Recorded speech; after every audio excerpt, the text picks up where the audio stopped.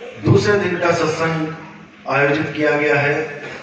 कालूदास जी ने ये पूरा आयोजन किया है। बहुत बड़े भाग होते हैं उन जीवों के जो इस मूल ज्ञान को पूरे जीवन में एक बार भी सुन पाते हैं। बहुत बड़े भाग लेके आते हैं वो जीव, और उससे भी बड़े भाग होते हैं उन जीव अंशों के जो इस मूल ज्ञान को समझ पाते हैं। क्योंकि सुनते तो बहुत हैं, बहुत लोग सुनेंगे, लेकिन सब समझ नहीं पाएंगे। कुछ इसलिए नहीं समझ पाएंगे क्योंकि इतना विवेक नहीं है, और कुछ इसलिए नहीं समझ पाते क्योंकि पिछला रंग इतना चढ़ा हुआ होता है, वो नहीं उतरता। सत्य असत्य का निर्णय नहीं हो पाता कि जो हम कर रहे हैं वो सच है या जो बिल्कुल ये नई बात बताई जा रही है वो सच है। बड़ी दिक्कत आ जाती है। आप नीचे बैठे हो, सब बैठे जैसे वैसे बैठे, तो बड़ी दिक्कत हो जाती है जब समझ में नहीं आ पाता है कि हम करें तो करें क्या। बहुत दिक्कत होती है, क्योंकि जो पीछे संत महात्माओं ने बताया है, जो हमारे पिताजी, दादाजी, परदादाजी करते आ रहे हैं, वो सच है, या जो अब हमें बताया जा रहा है कि ये सब छोड़ दो और आत्म ज्ञान में आ जाओ, क्या ये सच है? असमंजस में पड़ जाता है जीव कि चुनूं तो किसको चुनूं, ये करूं या वो करूं। अब इतने साल से मैं जो कर रहा था, अब पता लगा ये पूर्ण ज्ञान नहीं है, अब इसको छोड़ूं तो जग हंसाई होती है। लोग कहते देखो जी, ये आज तक भोले शंकर के बड़े बड़े भंडारे लगाता रहा, अब कह रहा है कि पूजा पाठ नहीं करनी चाहिए। आज तक जिस गुरु की वाहवाही करता रहा, आज कह रहा उस गुरु के पास ज्ञान ही पूरा नहीं था। कल तक जो तीर्थ यात्राओं पे झंडे उठा उठा के पैदल जा रहा था, आज कहता है परमात्मा तो मेरे अंदर है। बड़ा उल्टा ज्ञान हो जाता है, बड़ी दिक्कत में पड़ जाता है जीव, लोक लाज में पड़ जाता है कि अब करें तो करें क्या। बात तो समझ में आती है, जो मैं बोल रहा हूं समझ में तो आता है। कल सबने हाथ उठा दिए, अब जिन्होंने हाथ उठाए यानी जिन्होंने बात समझी, क्या वो सही रास्ते पे चलना शुरू हुए? बिल्कुल नहीं। उसमें से कम 70% ऐसे होंगे जो फिर वही करने लग जाएंगे जो आज तक करते आए हैं। क्योंकि बात तो समझ में आ गई, लेकिन जग वालों से पंगा कौन ले? लोक लाज से कैसे बचे? नहीं बच सकते। लोक लाज सबसे बड़ा रुकावट है परमात्मा प्राप्ति में। अगर लोक लाज किया होता मीराबाई ने, तो आज तुम्हें उसका नाम भी ना पता होता। लेकिन जो लोक लाज की हद को पार कर गए, उनका नाम अमर हो जाता है। लोगों ने कहा, अरे तू राजपूत, तू क्षत्रिय घराने की लड़की, तूने रविदास चौहान को अपना गुरु बना लिया। कितना बड़ा, इतनी बड़ी रुकावट थी उस जमाने में। आज भी जात पात खत्म नहीं हो रही है, सोचो उस जमाने में कितनी ज्यादा थी। लेकिन वो नहीं पीछे हटी, वो कहती, पायो मैं नाम रतन धन पायो, वस्तु अमोलक दी मेरे सतगुरु, कृपा कर अपनायो, पायो मैं नाम रतन धन पायो। अगर वो भी ये सोचती कि अरे नहीं नहीं नहीं, मैं तो इतनी ऊंची जात की, मेरा गुरु नीच जात का, मैं तो गुरु नहीं बनाती, मैं तो ऊंचा वाला बनाऊंगी, भले गड्ढे में डाल दे, भले खाई से फेंक दे, भले 84 में डाल दे, लेकिन मैं तो अपनी जात वाला गुरु बनाऊंगी। तो उसका क्या फायदा? कुछ ना मिलता उसको। और लोग तो यहां तक सोचते हैं कि मीराबाई को कोई गुरु ही नहीं था, वो तो कृष्ण दीवानी थी, वो तो कृष्ण जी की मूर्तियां लेके घूमती थी। बिल्कुल सत्य है ये बात। शुरू में देवी देवताओं की पूजा अर्चना की जाती है, ABCD पढ़ी जाती है, लेकिन आगे जाके आत्मज्ञान को प्राप्त किया जाता है, उस वस्तु को जाना जाता है। वस्तु मूर्ति नहीं थी मीराबाई की, कि मीराबाई वस्तु हाथ में लेके, मूर्ति हाथ में लेके गली गली गाती फिर रही है। वो कह रही है वस्तु अमोलक, अमोलक यानी जिसका कोई मोल ना हो। आपके घरों में जितनी भी मूर्तियां हैं, कोई भी मूर्ति ले लो, किसी मंदिर में जितनी भी मूर्तियां हैं, उनका एक मोल है। आप मार्केट से खरीद के लेके आए वो मूर्ति, कोई 50 रुपए की, कोई 100 रुपए की, कोई 1000 की। मंदिरों में संगमरमर की, अष्टधातुओं की मूर्तियां होती हैं, उसका भी रेट है, उसका भी मोल है, अनमोल हो भी नहीं। लेकिन मीराबाई की अनमोलक वस्तु कौन सी है? वस्तु अमोलक दी मेरे सतगुरु, कृपा कर अपनायो। कृपा करके उस गुरु ने मुझे अपनाया, ना कि मैं कृपा करके उनके पास गई कि मैं ऊंची जात की, चलो मैंने छोटी जात का गुरु बना लिया, मैंने ही एहसान कर दिया। उसने कृपा करके मुझे अपनाया। और वो अनमोलक वस्तु क्या है जिसका मीराबाई को ज्ञान हुआ, प्राप्ति हुई? वो हमारी आत्मा है।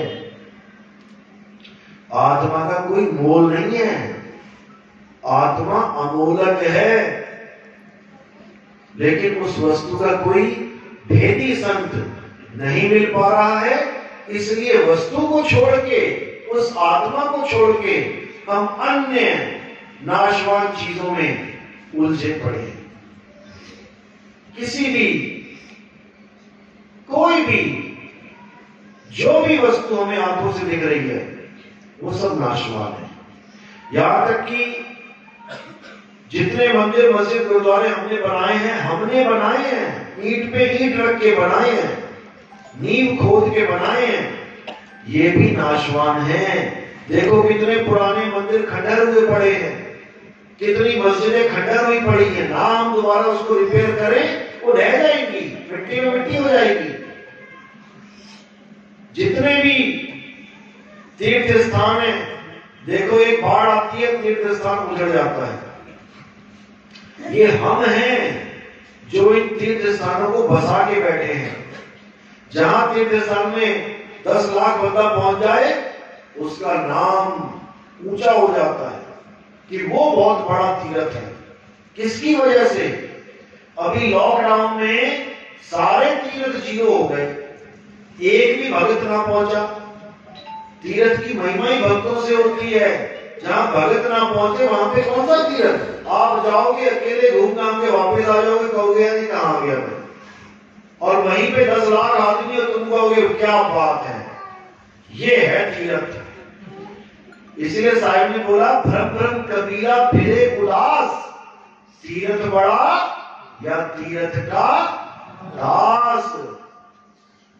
तो यहाँ पे तीर्थ का दास बड़ा है। तुम बना लो तीर्थ कहीं पे।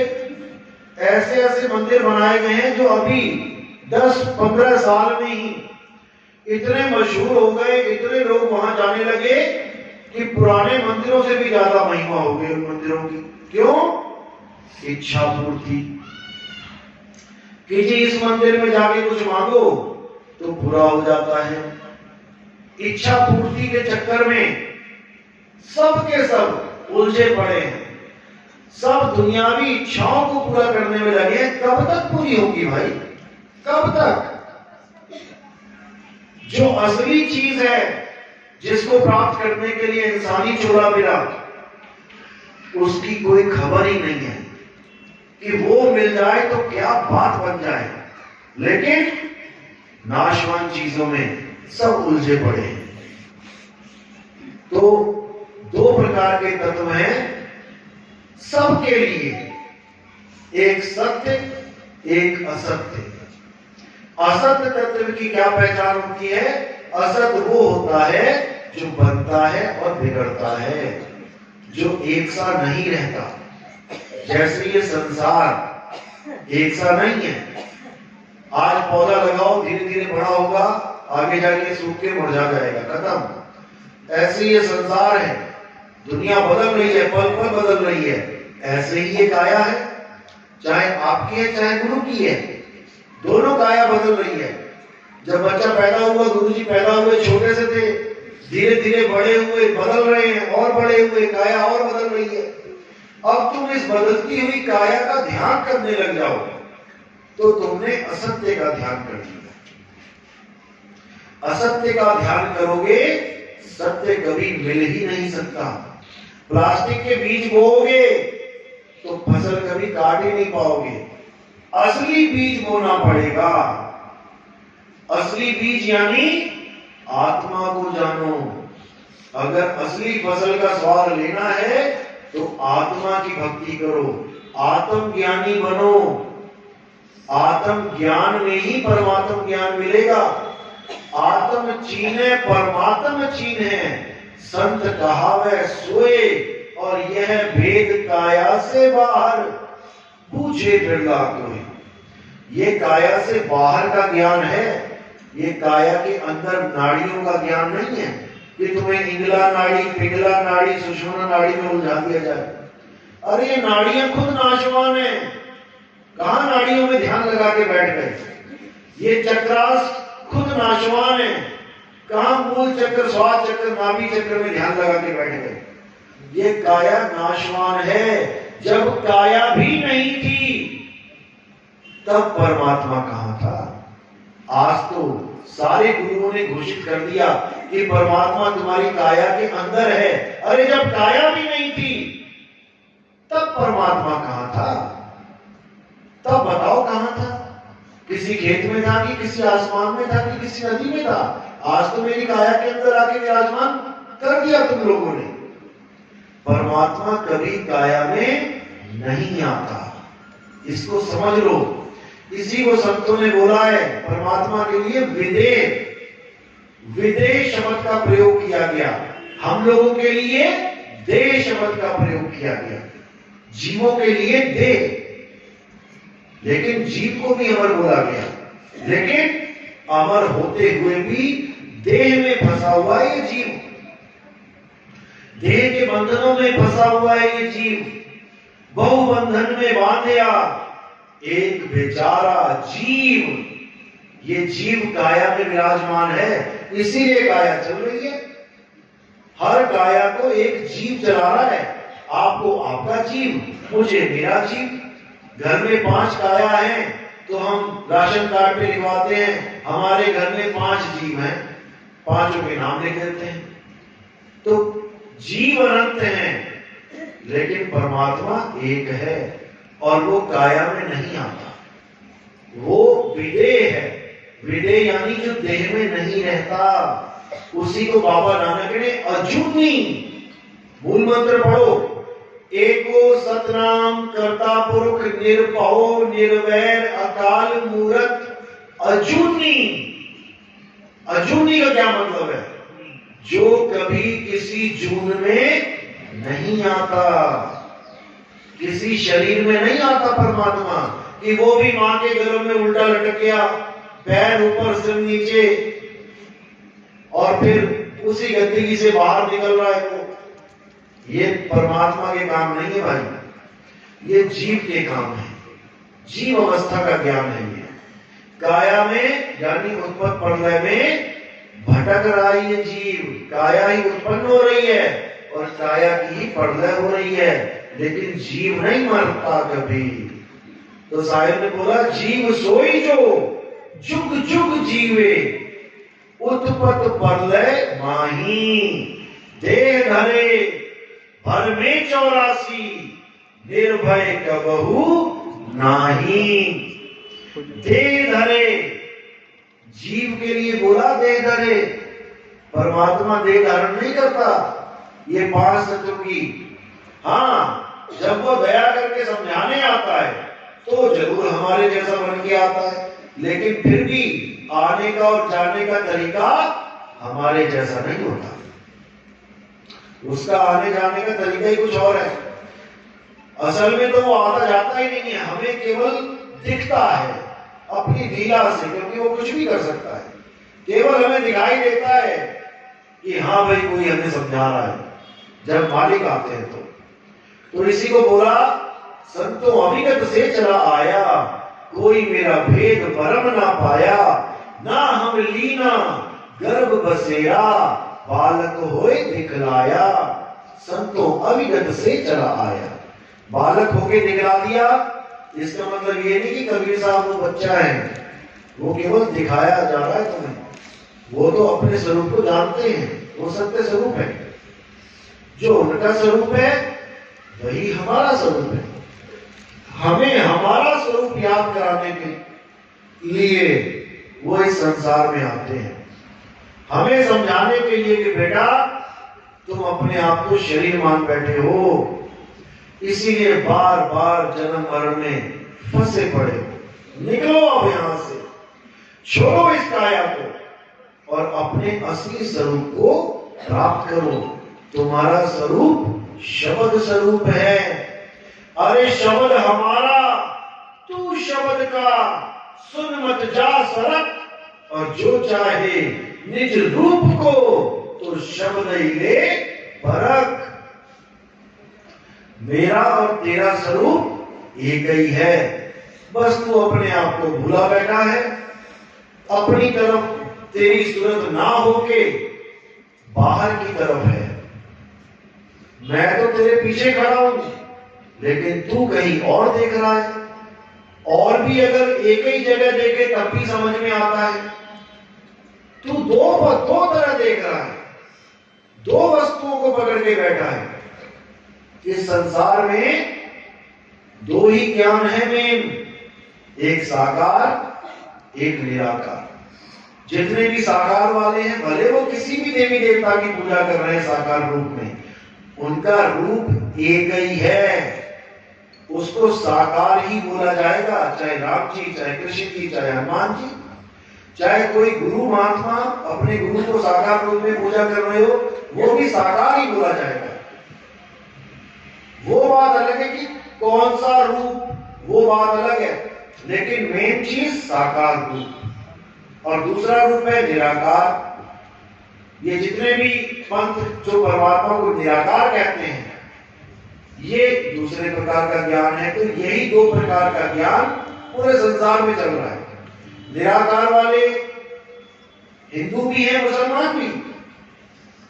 हिंदू जनता में कम से कम नहीं तो 30-40% लोग ये मानते हैं कि परमात्मा निराकार है, उसका कोई आकार नहीं। जिसमें सारे आर्य समाजी, जितने भी आर्य समाज वाले हैं, ये परमात्मा को साकार मानते ही नहीं, लेकिन है हिंदू, है सनातनी, मूर्ति पूजा का घोर विरोध करते हैं, है हिंदू, है सनातनी। उसके बाद हिंदू धर्म में आ जाओ, निरंकारी, राधा स्वामी और भी अन्य पंथ हैं जो परमात्मा को निराकार बोलते हैं कि परमात्मा तो निराकार है। अब आधे निराकार वाले, आधे साकार वाले। अब ये दो पार्टियां बन गई इस जगत में, और कौन मान रहा है इसको? वही एक सुरता, वही एक जीव, क्योंकि हम सब जीव एक रूप हैं। हम सब आदि आदि पार्टियों में बढ़ चुके हैं। आधे साकार को पकड़ के बैठ गए, आधे निराकार को।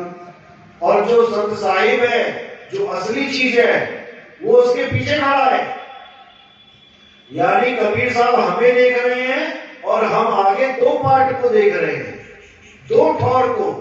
तो साहिब कहते हैं मैं तो देखूं तुझको और तू देखे कहीं और।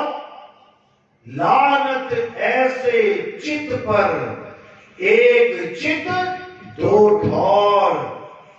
कहते लानत है ऐसे चित्त पर जो एक जगह भी स्थित नहीं हो पा रहा है। आधी दुनिया कुछ मान रही है, आधी कुछ मान रही है। हिंदू धर्म के अलावा मुसलमान ये मानते हैं कि अल्लाह का कोई रूप नहीं है, रंग रूप नहीं है।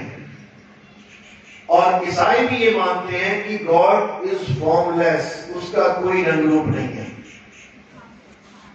तो ये दो पार्टी पूरे विश्व में छाई हुई है, पूरे विश्व में। अब इन दोनों से जो अलग है वो क्या रूप है? वो शब्द स्वरूप है। तीन स्वरूप हो गए, एक साकार, एक निराकार और एक दोनों से न्यारा शब्द स्वरूप। तो साहिब क्या कहते हैं कि शब्द स्वरूप को जानो। साकार और निराकार तो एक ही सिक्के के दो पहलू हैं, हेड या टेल, या हेड बोल दो या टेल बोल दो, लेकिन सिक्का एक ही है। यानी सरगुण और निर्गुण एक ही है, बस तुम्हें देखने में दो लगते हैं। जैसे बर्फ में थोड़ी सी गर्मी लाओ, वो बर्फ पानी बन जाती है। अब तुम बर्फ को उठा के उसी पानी में डाल दो जो पानी बर्फ से ही बना है, अब तुम्हें वो दोनों अलग अलग दिखाई देने लग जाएंगे। पानी को तुम कहोगे तो निराकार है, बर्फ को कहोगे साकार है, जबकि है दोनों एक ही। इन दोनों को समझ लो। परसों सत्संग हुआ था रामपुर में, पूरा गांव निरंकारी था। आए सवाल जवाब चले। हम तो साकार को नहीं मानते, हम तो निराकार को मानते हैं। तो मैंने सवाल पूछा, ये साकार आया कहां से? ये साकार सृष्टि आई कहां से? तो कहते निरंकार से, निराकार से। जब निराकार से ही साकार सृष्टि बनी है तो ये उसी का ही एक अंग है, उसी से प्रकट हो रहा है। और तुम कह रहे हो कि निराकार अखंड है। अगर ये अखंड होता तो इसमें से साकार सृष्टि अलग हो ही नहीं सकती थी। ये खंडित हुआ तभी तो इसमें से कुछ निकला और फिर इसी में समा जाएगा। इतना तो ज्ञान उनको भी है कि निराकार से ही साकार होता है और साकार निराकार में ही समा जाता है। इतना ज्ञान तो उनको है, लेकिन उनको आत्म ज्ञान नहीं है। निराकार और साकार तत्व ज्ञान है, निहित तत्व ज्ञान नहीं है। इसी को कबीर साहब समझा रहे हैं। कोई सरगुण में रीझ रहा, कोई निर्गुण ठहराए, अटपट चाल कबीर की मुंह से कहीं ना जाए। दादू जी की वाणी है कि कबीर साहब की तो अटपट चाल है, ना निराकार को पूछते हैं ना साकार को पूछते हैं। तो कबीर साहब कहते हैं सरगुण निर्गुण द्वंद्व पसारा, यानी झगड़ा मच गया और दोनों पड़ गए काल की धारा। सरगुण निर्गुण द्वंद्व पसारा, यानी आज तक देख लो धर्म के नाम पे कहीं भी झगड़े हुए हैं तो साकार और निराकार वालों के ही हुए हैं। आज भी हिंदू मुस्लिम इसीलिए लड़ते हैं। एक कहता है परमात्मा निराकार, एक कहता है साकार। तो इसी को समझना है। साकार निराकार इन दोनों से ऊपर उठ के उस शब्द गुरु को जानना है, उस परम पिता परमात्मा को जानना है, उस आत्म देव को जानना है, जिसको जानने के बाद आप ये काया नहीं रह जाते, आप कागा से हंस हो जाते हो। कहते कागा से हंसा किया, करत न लागी वार। जब मालिक दया करते हैं तो अपने जैसा बना देते हैं, फिर तुम्हें कागा नहीं रहने देंगे। अरे गुरु को कीजिए दंडवत, कोटि कोटि प्रणाम, कीट न जाने भृंग को, गुरु कर ले आप समान। गुरु हमें अपनी तरह बना लेगा। जब गुरु विदेही है, चेला भी विदेही हो जाएगा। लेकिन कब होगा? जब वस्तु अमोलक दी मेरे सतगुरु। जब तुम्हें उस वस्तु का ज्ञान सतगुरु से हो जाएगा, तब तुम उस वस्तु को प्राप्त करोगे। और वो वस्तु कोई और नहीं है, वो तुम्हारा ही असली स्वरूप है। तुम और परमात्मा एक हो जाओगे। गंगा नदी तब तक गंगा है जब तक जाके समुद्र में नहीं मिल गई। समुद्र में मिलने के बाद तुम ढूंढ भी नहीं पाओगे गंगा गई कहां। इसी प्रकार सूरत और शब्द जब तक अलग हैं तब तक देखो कितने रूप बना के बैठी है सुरता। ये सब सुरता अपने रूप धारण करके बैठी है। अलग अलग किरणें हैं ये, और एक सूर्य की जो जो किरण ट्रांसफर होती जाएगी वापस अपने मूल को पहुंचती जाएगी, वो सूर्य ही हो जाएगी, सूर्य ही हो जाएगी। इसी को साहिब ने बोला है, जल में कुंभ, कुंभ में जल है, बाहर भीतर पानी, फूटा कुंभ जल जल ही समाया, बूझे बिरला ज्ञानी। जल में कुंभ यानी एक समुद्र में 1 करोड़ घड़े हैं और घड़ों में भी समुद्र का पानी डला है। अब ऐसे तैर रहे हैं मुंह ऊपर की। तो जल में कुंभ और कुंभ में जल है, बाहर भीतर पानी। केवल बाहर भीतर किस कारण है? उस कुंभ की वजह से, उस मिट्टी की वजह से। उस मिट्टी की वजह से कुंभ का पानी बाहर नहीं मिल पा रहा है। वो मिट्टी कहां है? ये है। इस मिट्टी की वजह से ये पानी उस पानी में नहीं मिल पा रहा है। फूटा कुंभ जल जल ही समाया। घड़ा फूटेगा, जल जल में समा जाएगा। बूझे बिरला ज्ञानी। फूटता तो वैसे भी है घड़ा, लेकिन जल जल में नहीं समा पा रहा है। क्यों? फूटने से पहले दूसरे घड़े में ट्रांसफर हो जाता है। ये पानी एक घड़े से दूसरे घड़े में चला जाता है। ऐसे ही 84 लाख घड़े बने हुए हैं। पानी घड़े से दूसरे घड़े में, तीसरे घड़े में, चौथे घड़े में चलता ही जा रहा है। घड़ा फूट के भी फूटने का नाम नहीं ले रहा। अब फूटेगा सही तरीके से। अब फूट के सीधे पानी पानी में मिलेगा जाके।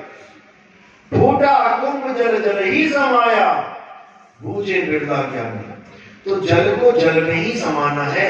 उसके बाद याद भी नहीं आएगा कि ऐसा कोई संसार था। खत्म। जैसे अपना देश भूले हो वैसे इसको भी खत्म कर दोगे। अब अपने मालिक के चरणों में रहोगे, जिसको बोला है सुरत समाये शब्द में, वाको काल ना खाए। फिर काल भगवान की दौड़ खत्म। अब तुम्हें कोई नहीं पकड़ सकता, क्योंकि जितना पकड़ना था पकड़ लिया। और वो क्या पकड़ेगा? उसके बस की बात नहीं है पकड़ना। पकड़ा तुमने है।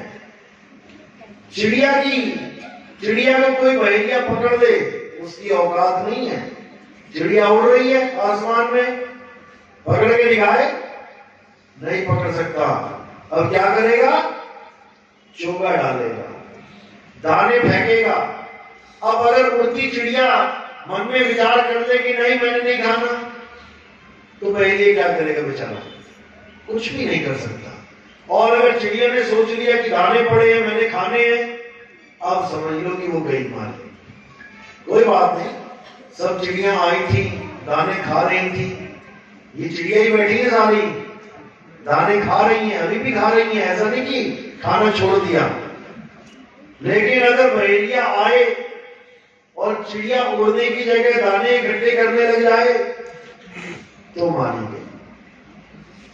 अभी भी जब समय आएगा, जब आपने ज्ञान समझ लिया, उसको अनुभव में लाने के लिए आप शुरू हो जाओगे, तो जैसे ही ये काया छूटेगी तो याद रखना, दाने की तरफ मत देखना, फुर से उड़ जाना। उड़ने का तरीका बता देंगे। जो भी दाने की तरफ देखेगा बहेलिया फिर पकड़ लेगा। याद रखना इस बात को। जब तुम्हारी काया छूटेगी, पहली बात तो घबराना नहीं, क्योंकि तुम कभी मर ही नहीं सकते। तुम्हारी मृत्यु कभी नहीं होगी। मन लाख डराए, तू मर गया मर गया मर गया, उसको क्या तू मरेगा बेटा, मैं नहीं मरता। अब तेरा नंबर है मरने का, क्योंकि मेरे गुरु ने तो अमर जड़ी दे दी है मुझे तो ऐसी जड़ी दे दी है, अब मेरी मौत नहीं होगी। अब तेरा नंबर लगेगा, क्योंकि मन को मार गगन चढ़ जाई, और मान सरोवर बैठना है। अब मन का नंबर लगेगा। इस मन ने डरा डरा के बड़े बड़े ऋषि मुनियों की हालत खराब कर दी। यही डराता है, ये मन ही काल है, यही पकड़ता है अंत में। और पकड़ता भी क्या है, तुमसे खुद पकड़वा देता है अपने आप को। काया को तुम पकड़ देते हो मरते समय, मुझे बचा लो डॉक्टर साहब, बचा लो, इंजेक्शन लगा दो, बचा लो। अभी इसी गांव का कोई भगत था, कालूदास बता रहे थे, उसने 12वें पंथ में नाम दे रखा था, तो उसने बीमारी की गोली नहीं खाई। गुरु जी पे विश्वास कर दिया, गुरु जी आएंगे, सतलोक ले जाएंगे। अब जब प्राण निकलने लगे, अब कहता मुझे हॉस्पिटल ले चलो, मुझे दवाई दे दो। अब क्या फायदा, या तो दवाई खानी तो पहले ही खा लेता, गुरु पे विश्वास किया, वो भी अधूरा। जब शब्द गुरु की बात आती है, ये तो होगी देही गुरु की बात, वो नहीं आया होगा गुरु, उसके प्राण निकलने लगे होंगे, उसने बोला दुविधा में दोनों गए माया मिली राम, दवाई भी छोड़ दी, गुरु जी भी नहीं आए। अब क्या करें, अरे भैया हॉस्पिटल ले चल, जान तो बचे। अब कहां बचेगी, अब नहीं। तो जब आपने विश्वास करना है तो किसी देही गुरु पे नहीं करना है कि कोई देही गुरु आएगा आपको लेके जाएगा। ये तो वो बात हो गई कि चिड़िया को किसी ने पत्थर मारा, अब पत्थर के चिड़िया कह रही है कोई और आएगा मुझे पत्थर से बचाएगा।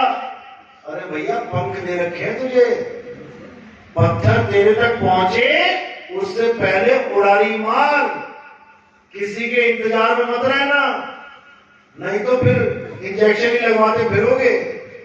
इसलिए उस गुरु पे विश्वास करके, अटल विश्वास करके, शब्द गुरु की बात हो रही है यहां पे, अपनी श्रोता को शब्द गुरु के चरणों में लगा देना है। बस जैसे ही श्रोता चरणों में लगी और काम शुरू होना शुरू हो जाएगा, अपने आप ही चुंबक की तरह तुम्हें उस शरीर से खींचा जाएगा। लोह चुंबक की प्रीत ज्यों लोह को लेत उठाए, ऐसा शब्द कबीर का काल से लेत छुड़ाए। काल भगवान भी जोर लगाएगा, खींचेगा तुम्हें। कैसे खींचेगा, तुम्हारे अंदर चाह पैदा करेगा कि तू जीने की आस रख, मैं और जीना चाहता हूं। नहीं जीना, तेरे बेटा बेटी माँ बाप भाई बहन नहीं जानता कौन बेटा कौन बेटी, मिट्टी है। मिट्टी कब से मेरा बेटा बेटी बन गया, ये चमड़ा कब से मेरा माँ बाप बन गया, मैं तो खुद एक आत्मा हूं। आत्मा का कौन माँ कौन बाप, यही ज्ञान जब बुल्ले शाह को हुआ कि मैं एक आत्मा हूं, उस समय पे मुसलमान होते हुए भी उन्होंने कुरान में लिखी हुई बात को नकार दिया। कुरान में लिखा था कि हम सबका जनक कौन है, हम सब आदमियों का पिता कौन है, माता कौन है, आदम और हव्वा। उस समय बुल्ले शाह को जब आत्मज्ञान हुआ, उन्होंने एक ही लाइन में सारा खारिज कर दिया, ना मैं आदम हव्वा जाया, ना मैं अपना नाम तर आया। बिल्कुल कहानी खत्म कर दी कि मैं किसी आदम हव्वा की औलाद नहीं हूं। जब आदम हव्वा की औलाद नहीं हूं तो इन माँ बाप की भी नहीं हूं। इन माँ बाप की औलाद ये काया है। शरीरों से शरीर पैदा होता है, शरीरों से आत्मा पैदा नहीं होती।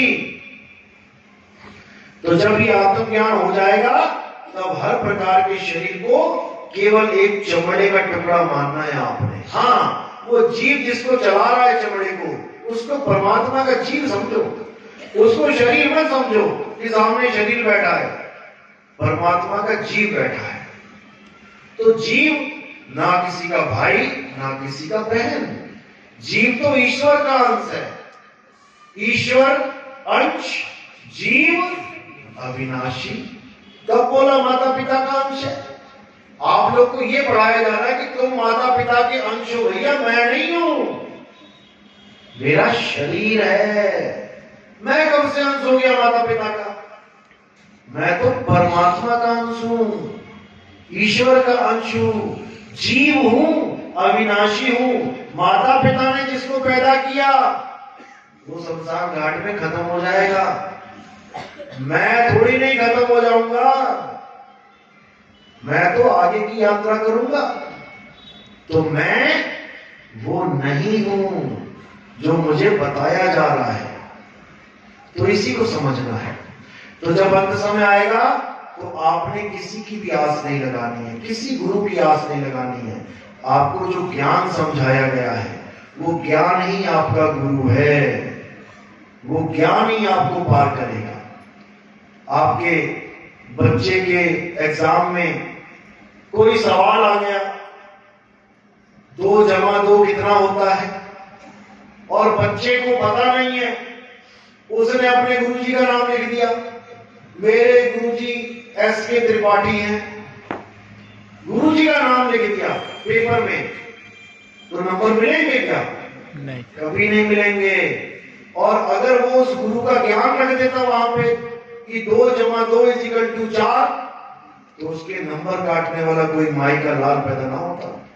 इसलिए अंत समय में गुरु का नाम नहीं चलेगा, वहां गुरु का ज्ञान चलेगा।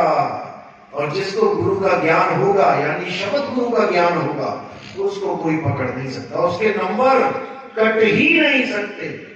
और जो देही गुरु का नाम लिख के बैठे होंगे वो सब डरे जाएंगे, एक भी बचने का नहीं।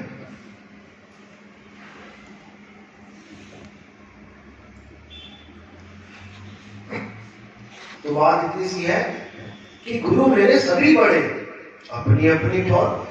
किसी ने राम राम कह दिया जपने को, वो भी सिर माथे कि गुरुजी आपका लाख लाख शुक्र है, मैं तो गलत संगत में बीड़ी जर्दा तंबाकू नशे गांजा अफीम खाने पीने लग गया था, तो आपकी दया हुई, आपने मुझे राम राम जपने को दिया, मुझे बड़ा आनंद आया, शुक्र है आप मिले। वो गुरु भी बहुत किस्मत वालों को मिल रहा है जो राम राम भी दे रहा है।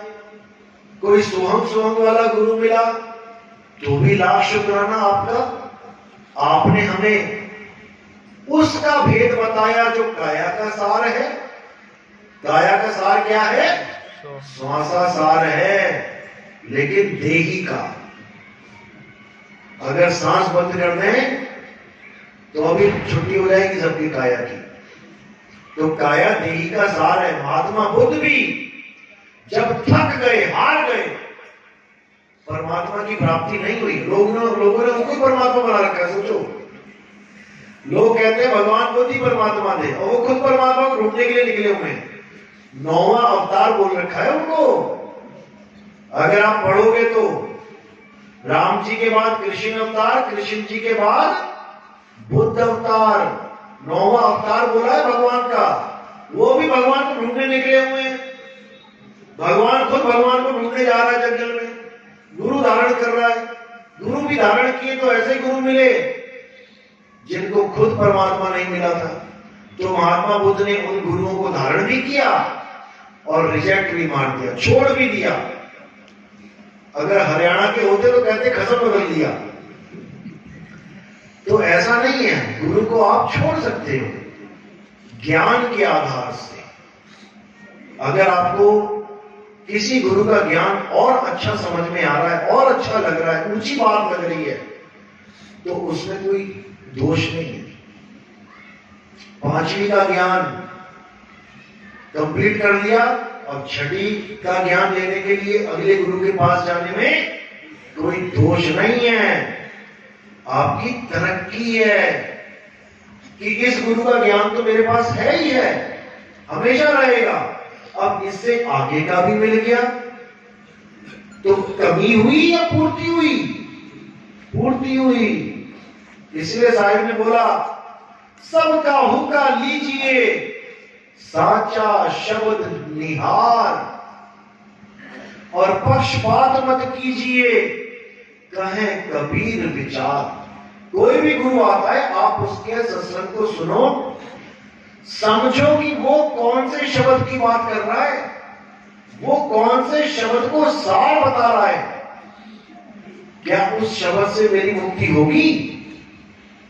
कोई जाप की बात कर रहा है कि बेटा नाम जपना पड़ेगा। कितने नाम बाबा जी? बेटा एक जप लो। ठीक है, एक और आया, भाई ये तो नाम गलत है, यहाँ तो 2 नाम जपने पड़ेंगे आपको। ठीक है, 2 जप लिए।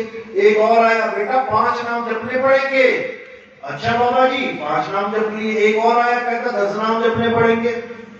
साहब कह रहे हैं कोटि नाम संसार में, करोड़ों नाम जप लो, इनसे मुक्ति ना होए, और गुप्त नाम सतपुरुष का बूझे बिरला कोई।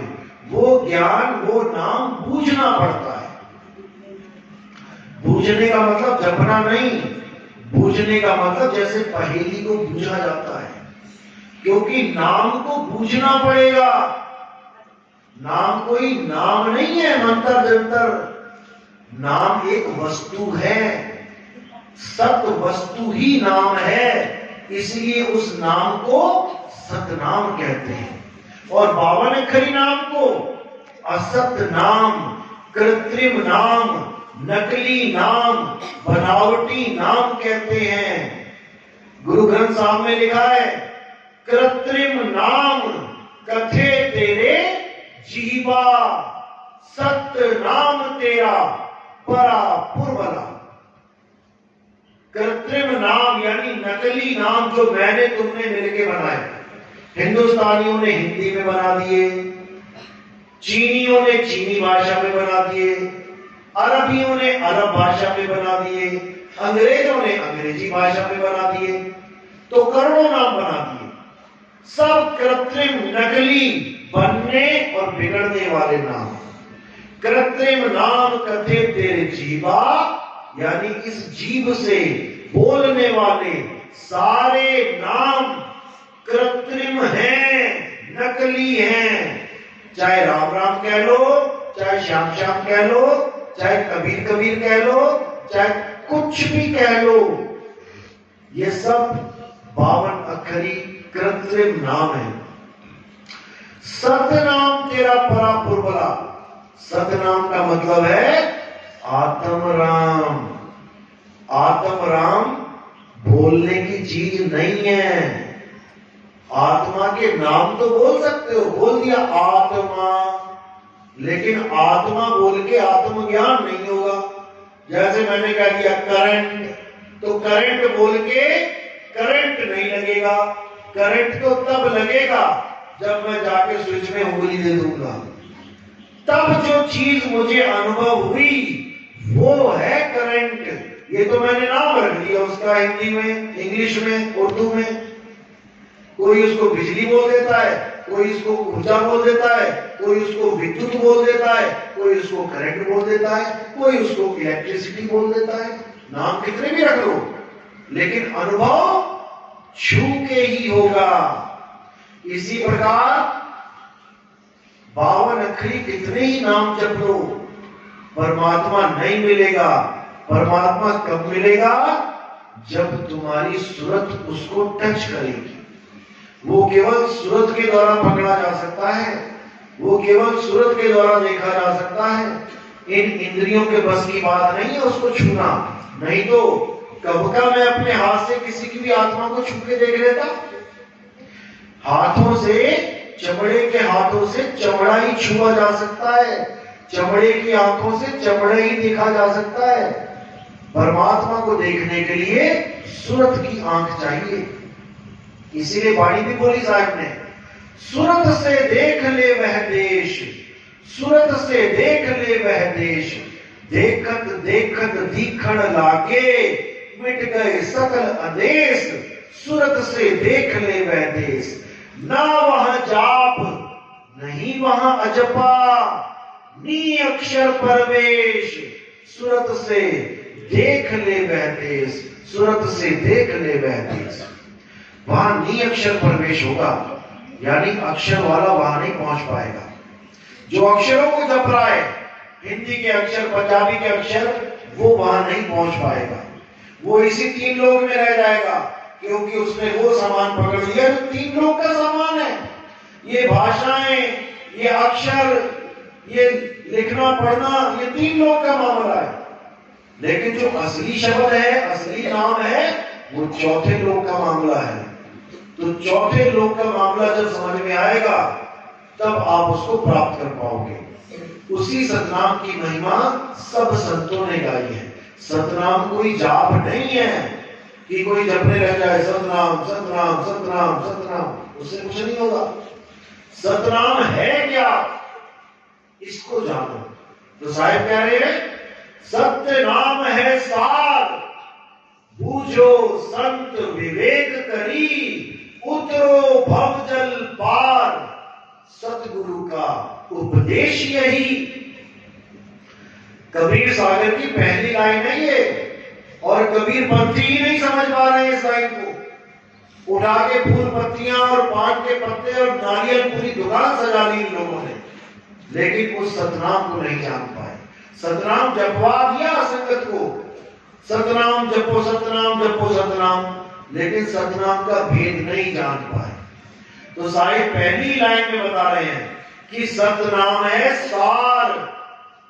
अब कोई कहे सार शब्द अलग है सतनाम अलग है, ये भी पाखंड चल रहा है यहाँ पे। इसके नाम पे लूटा जा रहा है। 20-20, 21-21 हजार में सतनाम दे रहे हैं, 1-1 लाख में सार नाम दे रहे हैं। जो खुद कुटिया में रह के चला गया परमात्मा, उसके नाम पे अरबों खरबों रुपया इकट्ठा करा जा रहा है। तो साहिब कह रहे हो सतनाम को जान भाई, सतनाम कोई मंत्र नहीं है। सत्य नाम है सार, सार यानी जिसका कभी नाश नहीं होता, और असार यानी जो नाशवान है, सत्य यानी जिसका कभी नाश नहीं होता, असत्य यानी जो नाशवान है। तो कह रहे सत्य नाम है सार, बूझो, बूझो मतलब जपो नहीं, जपना नहीं है, बूझो, क्योंकि ये एक पहेली है। ये तुम्हारे सामने पहेली है, इसी पहेली को बूझो कि कहां है सतनाम। श्वासों में है, मुंह में है, नाभि में है, त्रिकुटी में है, पिघला पिघला सुषुम्ना में है, कहां पे है सतनाम। इस पहेली को बूझ लो, गुरु से पूछ लो, तब तुम्हें समझ में आएगा सतनाम है कहां। है बिल्कुल पास। वो को कहां ढूंढे रे बंदे, मैं तो तेरे पास में, है बिल्कुल पास, लेकिन तुम्हारी सूरत वहां नहीं जा पा रही है, तुम ढूंढ नहीं पा रहे हो। घर में पड़ी वस्तु नहीं सूझे, बाहर ढूंढन जासी, जल में मीन प्यासी, मोहे देखते आवे हासी। जल में ही मीन है, वस्तु घर में ही है, लेकिन तुम्हें घर का ही नहीं पता, क्योंकि तुम्हें उस घट की जानकारी नहीं है जिस घट में परमात्मा विराजमान है। तुम्हें तन घट मन घट तो समझ में आ गया। तन घट में ये काया, ये चक्रास, ये प्राण योग, ये इंगला पिंगला, ये समझ में आ गया। मन घट में तुम्हें प्रकाश, अनहद नाद, गुरु का नूरानी स्वरूप, ये सब समझ में आ गया। लेकिन इससे परे जो घट है, आत्म घट, वो समझ में नहीं आया। तो तन घट और मन घट, इन दोनों घटों में परमात्मा नहीं है। तन घट मानो साकार, मन घट मानो निराकार। इन दोनों से परे तीसरा घट है आत्म घट, जिसको कबीर साहब ने अपनी वाणी में बोला, कोठरी माही कोठरी, यानी तन घट में ही मन घट है। कोठरी माही कोठरी, अरे परम कोठरी विचार। गुरु दीनी वस्तु कबीर को, कबीर लीनी संभाल। कबीर दी संसार को, लीनी जिस मस्तक भाग। कहते सारे संसार को कबीर ही वस्तु देता है, लेकिन लोग कबीर साहिब को एक जुलाहा मान के बैठे हैं कि काशी में आया था, विधवा ब्राह्मणी का पुत्र था। अब पूछो विधवा ब्राह्मणी के पुत्र कैसे होगा? विधवा ब्राह्मणी का पुत्र बना दिया उसको। ना उस विधवा ब्राह्मणी का आज तक कोई नाम बता पाया, ना विधवा ब्राह्मणी के मरे हुए खसम का नाम बता पाया, ना विधवा ब्राह्मणी का कोई ससुर सास, ना उसका कोई गांव बता पाया। ऐसी कौन सी विधवा ब्राह्मणी आ गई जिसका आज तक अता पता ही किसी को नहीं, पर इतना पता है कि ब्राह्मणी थी। बताओ, हद की भी हद होती है, यहां तो बेहद मचा रखी है। ये कबीर साहब के ज्ञान को किनारे करने की साजिश है कि क्या गुरु बनाने जा रहे हो, जिसके बाप को पता नहीं उसको गुरु बनाने जा रहे हो। ये सब ब्राह्मणों की चाल। उसको भी ज्ञान क्योंकि ज्ञान देते थे वो, उसको भी अपनी जात का बना दिया उन्होंने कि ज्ञान दिया था, हाँ ब्राह्मण ही होगा। जैसे रविदास जी को भी कहते हैं कि ये पिछले जन्म का ब्राह्मण था, पिछले जन्म का ब्राह्मण शूद्र बन जाता है, पिछले जन्म का ब्राह्मण शूद्र बन जाता है, तो तुम भी शूद्र बन सकते हो। और आज का शूद्र अगले जन्म में ब्राह्मण भी बन सकता है। चलो इनके भी पैर छू लेते हैं, तब तो कोई शूद्र के पैर नहीं छुएगा। लेकिन वो ज्ञानी है, उसको भी ब्राह्मण बना दिया, इस जन्म का नहीं तो पिछले जन्म का। ये हाल है। तो साहिब कह रहे सत्य नाम है सार, पूछो संत विवेक करी, उतरो भवजल पार। सतगुरु का उपदेश यही, भवजल भी यही है, सतनाम भी यही है, और पार भी यही है, सब कुछ यही है, बस तुम समझते जाओ। ब्रह्मा जी भी यही है, विष्णु जी भी यही है, शंकर जी भी यही है, माता भी यही है, गौरी गणेश भी यही है, सब कुछ यही है, पूरी सृष्टि यही है। जो पिंडे सो ब्रह्मंडे, जिन खोजा तिन पाया। जो इसको खोजता जाएगा, इस काया को, सब कुछ पाता जाएगा, इसके अलावा कुछ है ही नहीं। तो वो सार भी इसी में है, लेकिन वो गुप्त भेद है कि वो कहां है। वो काया में नहीं है, वो अजूनी है, वो काया से परे है, वो देह से परे है। लेकिन वो कहां है? जब गुरु भेद बताता है, सूरत को शब्द से जोड़ने की विधि बताता है, तब समझ पाते हैं कि वो परमात्मा कहां विराजमान है, वो परम कोठरी कहां है। कोठरी माही कोठरी तो समझ में आ गई कि तन में ही मन है। संतो तन खोजा मन पाया, मन ही श्रोता मन ही वक्ता, मन ही निरंजन राया। इसी काया में मन निरंजन रहता है, काल भगवान रहता है। इसी को बोला तेरा साईं तुझ में है, दुश्मन भी तुझ माही। इस काया में तेरा साईं है, काया में ही दुश्मन है, यानी काया से ही मिलेगा, बिल्कुल आसपास है, बस माया का पर्दा है और कुछ नहीं है।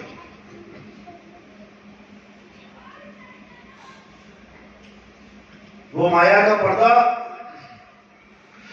जब गुरु मिलता है तो उठ जाता है, उसके बाद दीदार होता है, पर्दा उठेगा दीदार होगा। और वो ऐसा दीदार होता है कि वहां पर देखने वाला और दिखने वाला एक हो जाता है, दो नहीं रहते। बस इसको समझ लो। जब तक तुम कुछ देख रहे हो, तब तक तुम और दिखने वाला दो हैं। जैसे मैं आपको देख रहा हूं तो आप मुझे देख रहे हो, एक देखने वाला एक दिखने वाला। मैं प्रकाश को देख रहा हूं, वहां पर भी दो हैं, एक देखने वाला एक प्रकाश दिखने वाला। जब तक द्वैत है तब तक मुक्ति नहीं है, तुम दो में उलझे रहोगे।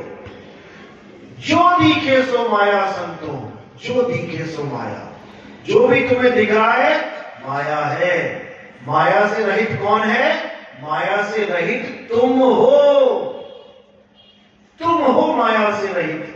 जब तुम अपने आप को जान लोगे तो दो से एक हो जाओगे, क्योंकि जो चीज तुम्हें प्राप्त होने वाली है वो कोई और नहीं है, वो तुम ही हो। जैसे एक कुत्ता शीशे के सामने खड़ा हो गया, पहले तो उसको बिना शीशे रखे एक थाली में लड्डू पेड़ा गुलाब जामुन रख दिया। अब देखो कुत्ते की स्पीड, तोड़ के नहीं खाएगा। गुलाब जामुन दे के देखना कभी कुत्ते को, रोटी देना और गुलाब जामुन देना, रोटी तो तोड़ के खाएगा पीस कर करके, और गुलाब जामुन एक ही बार में अंदर, एक ही बार में अंदर। 10 गुलाब जामुन रखो, 10 के 10 को चट कर जाएगा।